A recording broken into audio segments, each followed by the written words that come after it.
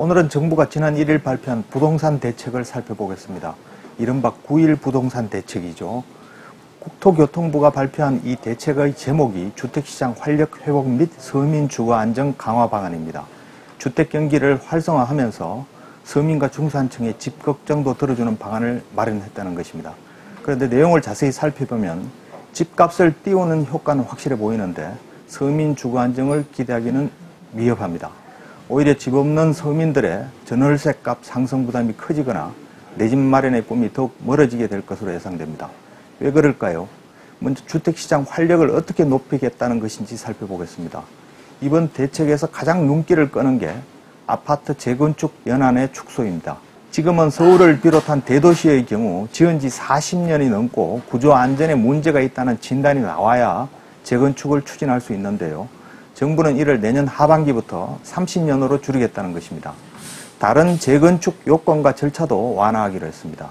또한 재건축이나 재개발 때 면적 기준으로 정하는 소형주택과 임대주택 의무 비율 제도를 폐지하기로 했습니다. 이렇게 하면 1980년대 초반에 지은 대형 아파트 단지의 재건축 기대 이익이 커질 수밖에 없습니다. 서울의 강남 3구, 목동, 상계동 일대의 아파트들이 주로 대상이 됩니다. 이 대책이 나오자마자 부동산 시장은 즉각 반응을 보이고 있습니다. 예컨대 재건축 투자의 상징인 서울 대치동 엄마 아파트의 경우에는 전용 면적 84제곱미터짜리의 호가가 하루아침에 2천만 원씩이나 뛴다고 합니다. 가격 상승을 기대하고 투자하겠다는 사람들이 늘어난 때문이겠지요.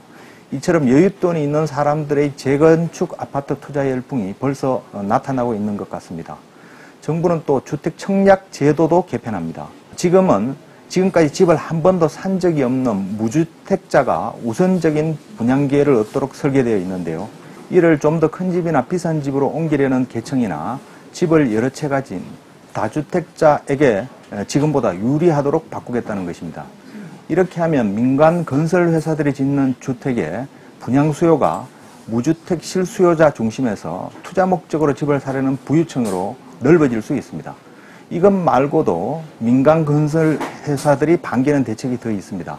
신도시나 보금자리 주택 같은 대규모 공공택지단지 개발을 2017년까지 중단키로 했습니다. 이 대책의 영향으로 민간 건설 회사들은 지금 현재 수도권에서 떠안고 있는 미분양 아파트들을 빠르게 해소할 수 있을 것으로 기대하고 있습니다. 이처럼 이번 대책은 건설회사나 부동산 개발 사업자, 집을 투자 대상으로 여기는 부유층에게는 여러모로 큰 기대와 혜택을 주게 됩니다. 반면에 집 없는 서민들, 빚을 내더라도 집을 살 수 있을 만큼 충분한 소득을 얻지 못하는 계층은 전월세값 폭등 등으로 주거비 부담이 더욱 커질 게 뻔합니다. 정부는 서민 주거 안정 방안의 하나로 2017년까지 임대주택 8만 가구 공급 계획을 내세웠지만 부동산 투자 신탁, 즉 리츠라고 하죠. 이런 민간 자본의 참여를 전제로 하고 있어서 실효성을 보장할 수 없습니다. 또 자기 소득에 비해 너무 많은 빚을 내 집을 산 가게도 유리할 게 별로 없습니다. 자칫 국지적으로 투기 바람을 일으키거나 자산 양극화를 심화시키고 국민 경제 전반에 나쁜 영향을 줄 것이라는 우려가 적지 않습니다. 우리 헌법 35조 3항은 국가는 주택개발 정책 등을 통하여 모든 국민이 쾌적한 주거 생활을 할 수 있도록 노력하여야 한다라고 되어 있습니다.